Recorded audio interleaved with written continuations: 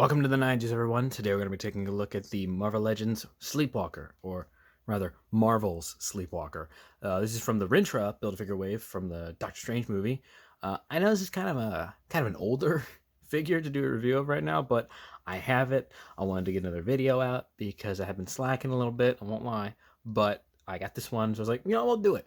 I like these sort of 90's characters like Kane and the any characters from the 90's Spider-Man saga and the 90's X-Men. So I like this sort of era of comics, specifically from Marvel. So just cool figure. Let's take a look at the package real quick. This is the classic plastic viewable figure boxes before they switched to the sealed cardboard. But now we're apparently going to go back to this because they have said that they're going to go back to the plastic on the packaging, which is good. Makes it easier to see things. Some nice art of Sleepwalker on the back. A nice read-up of Sleepwalker, which, if you want to read it, there you go. All the figures in this wave, I have all of them except for that Doctor Strange.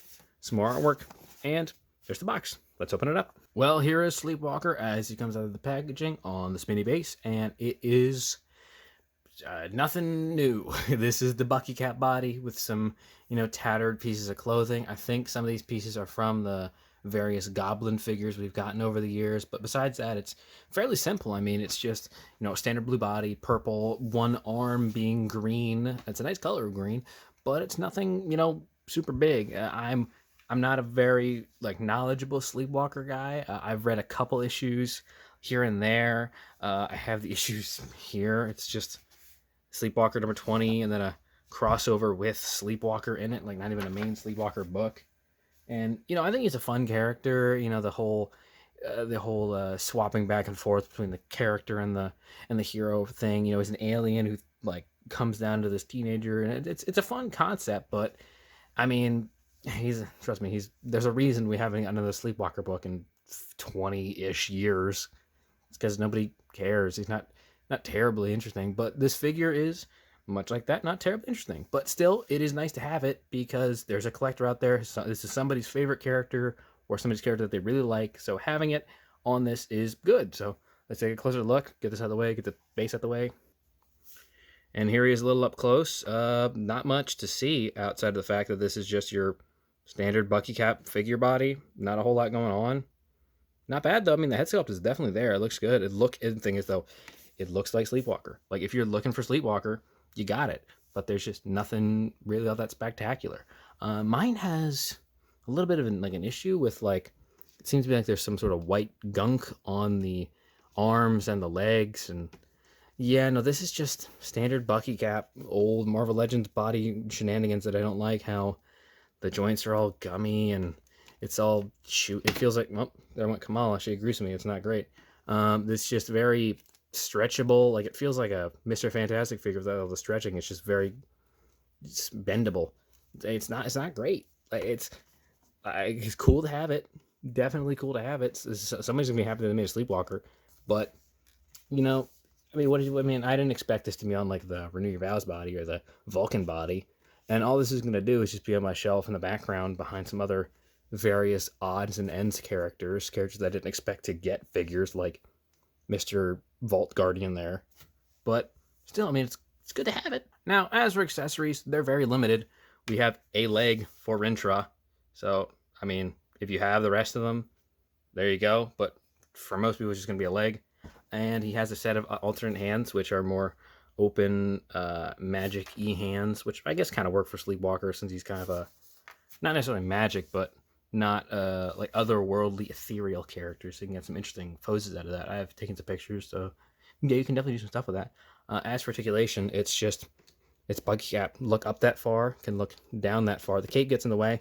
You can take the head off to take the cape off, but taking the cape off really just kind of ruins the whole look. Ab crunch that far forward, ab crunch that. I mean, you can get it all the way back, but cape gets in the way a bit. Waist swivel, shoulder go up to there, rotates. There is a swivel at the bicep. There is a double jointed elbow. These pieces right here, I think they come off. These wrist things, like this wrist augments, whatever they are. There's a swivel with a wrist as well as a hinge, so I can go up and down.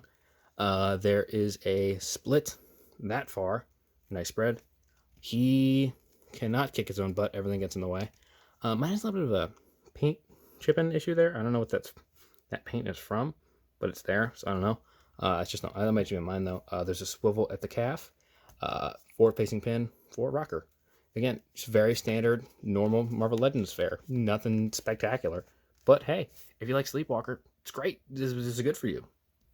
Now, as for size comparison, we have some fairly standard figures to compare with. We have the newer New House body on the Daredevil figure, which is shorter, I think, than this old Bucky Cap body. And we have the 20th anniversary Captain America figure, which, scales all pretty well. A lot of art I've seen shows Sleepwalker to be either really buff or really skinny, so I guess you can kind of work in between whatever you're feeling like. So there's that.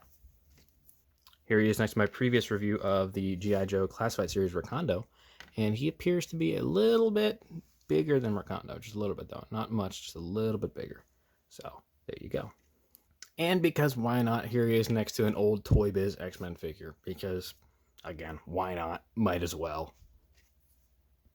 So yeah, there's Sleepwalker. Again, nothing spectacular, nothing unique. It's just, your standard Marvel Legends figure, and if you want it, you can probably get it for fairly cheap. I got it for less than $10. So yeah, I might as well make a video out of this. I got it.